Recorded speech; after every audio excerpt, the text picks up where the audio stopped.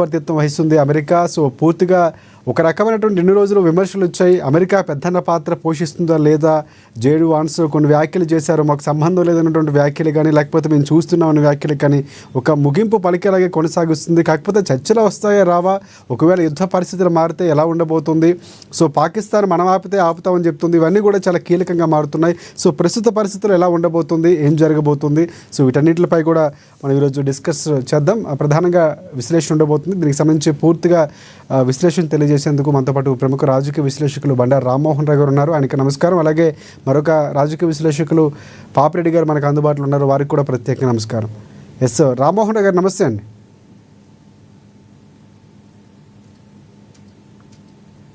రామ్మోహన్ రావు గారు ఎస్ వినిపిస్తుంది. అసలు ప్రధానంగా చర్చలకు వైపు కొనసాగుతున్నాయి.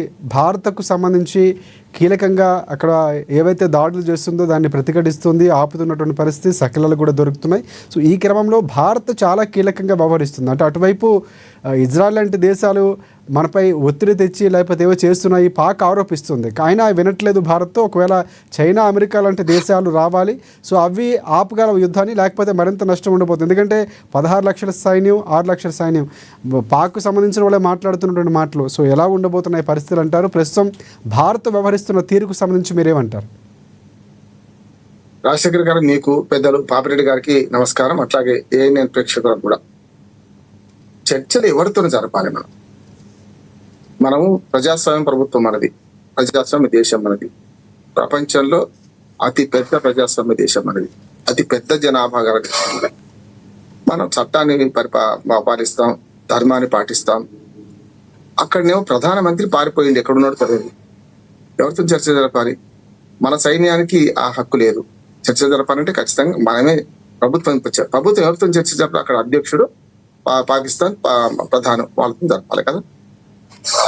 పాకిస్తాన్ ప్రధానే డెన్లోకి ఎక్కడికి వెళ్ళిపోయిండు, బంకర్లోకి వెళ్ళిపోయిండా, లేకుంటే కిడ్నాప్ చేసిండా, సైన్యం చేతిలో బందీ అయి ఉన్నాడా, ఇవన్నీ మనకు అనుమానాలు వస్తున్నాయి. ఎక్కడా కూడా కనపడలేదు. సైన్యాధ్యక్షుడే సాక్షాత్తు వాడెక్కడ పోయినా అంతగా తెలుస్తలేదు. అసలు యుద్ధం చేస్తుంది ప్రభుత్వమా, పాకిస్తాన్ ప్రభుత్వం నుంచి అధికారికంగా, లేకుంటే సైన్యమా?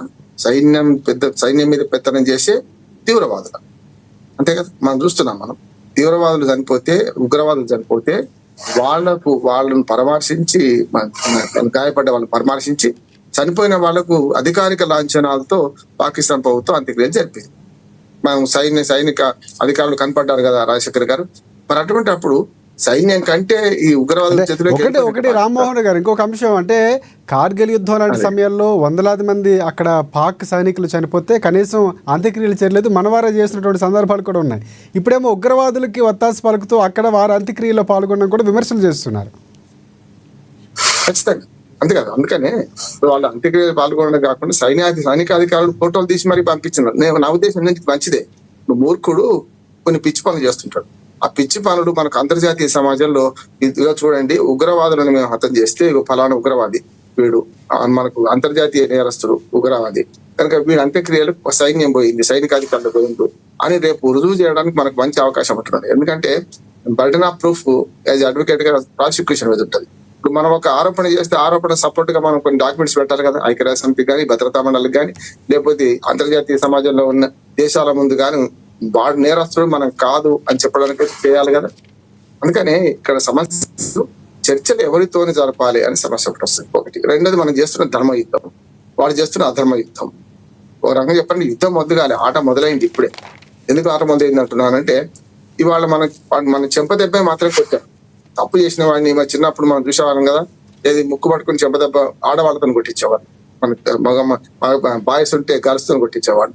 మనం ఏం చేసినామంటే నిజంగానే వాళ్ళు చేస్తున్న పనికి మన ఇద్దరు మతపరంగా చూసినా, జెండర్ పరంగా చూసినా, రెండు ప్రధాన ముస్లిం మతం ఒకటి, హిందూ మతంలోని సిక్కు మతం ఒకటి. అంటే యాక్చువల్ గా సైనికులకు మతాలు వేరు చూడొద్దు మనం, కానీ ఆ లెక్క ప్రకారం వాడు మతం చూసి చంపాడు కనుక మన హిందూ పురుషులను, పిల్లల్ని చంపకుండా, మన ఆడవాళ్ళని చంపకుండా సింధూరాన్ని చెరిపేశాడు కనుక ఖచ్చితంగా అటువంటి వాడికి జవాబు ఇచ్చింది కూడా మన ఆడవాళ్ళతోనే, మహిళలతోనే. అంటే ఆడవాళ్ళు అంటే అబలలు కాదు, సబలను నిరూపించుకునే క్రమంలో వాళ్ళు ఇంకొక విభజన రేఖ కూడా గీయబోయారు మన మీద. ఒకటేమో ఆ మొదటి పహల్గాం దాడిలో వాళ్ళు మతం చూసి చంపడం వల్ల గతంలో ఉన్న పిచ్చివాడి చేతిలో రాయి కాదు, మేము స్పష్టంగా మిమ్మల్ని టార్గెట్ చేశాం అని చెప్పి దేశంలో మత కలహాలు సృష్టించడానికి చూసారా, మన హిందువులను చంపారని ముస్లింలు హిందువులు తిరగబడతారు, ఆ దాని గురించి తిరుగుబాటు వస్తుంది, వాళ్ళు వీళ్ళు కొడుకు చేస్తారు, అంతర్యుద్ధం వస్తుందని వాళ్ళు ఊహించారు. మనం భారతదేశం అంతా భారతదేశ జాతీయ జెండా కింద ఏకమైన ఒక్క మాట చెప్తాను సార్, ఏకమైన. ఏమంటున్నానంటే ఇవాళ రెండో కుట్రనేమో సైన్యంలో మతాల గురించి తీసుకొచ్చారు. సిక్కులను స్వర్ణ దేవాలయం మీద దాడి చేసి రెచ్చగొట్టారు. అట్లానే ఇప్పుడు జరుగుతున్న యుద్ధంలో అట్లానే మనకు ముస్లింలు ఎట్లాగూ మీ దేశంలో కలవలేరని, అంటే సిక్కులలో హిందువులలో మన హిందూ మతంలో సిక్కులు ముస్లిం మతానికి కూడా మధ్యన చేసే ప్రయత్నం చేశారు. ఒక మాట మనం సవరించుకోవాల్సి ఉంది. ఇది సింధూర్ కాదు, సింధూర్. మనం జనరల్ కొడితే అదే వస్తుంది. మనం చేస్తున్నాం కనుక దయచేసి మన వాళ్ళు కూడా చెప్పండి. నేను కూడా నా పోస్టర్లో కూడా అట్లాగే వచ్చింది గతంలో. తూర్పు సింధూరపు మందారపు వన్నెలలో ఉదయరాగం హృదయగానం అనే పాట ఉంది, పాత చంద్రమోహన్ హీరోగా.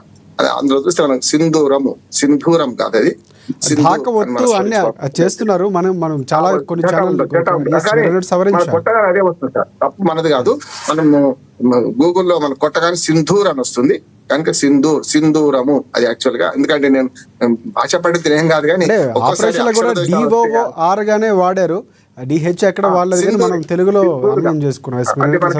తెలుగులో అది కొట్టగానే వస్తుంది. మీ పొరపాటు మీది కాదు, నేను కూడా నా పోస్టర్ కూడా అట్లాగే వస్తే దాన్ని సవరించుకున్నాను. ఎందుకంటే ఎన్నిసార్లు చేసినా సింధూర్ అంటే సింధూర్ అని వస్తుంది, దాన్ని సింధూర్ అంటే సరిపోతుంది.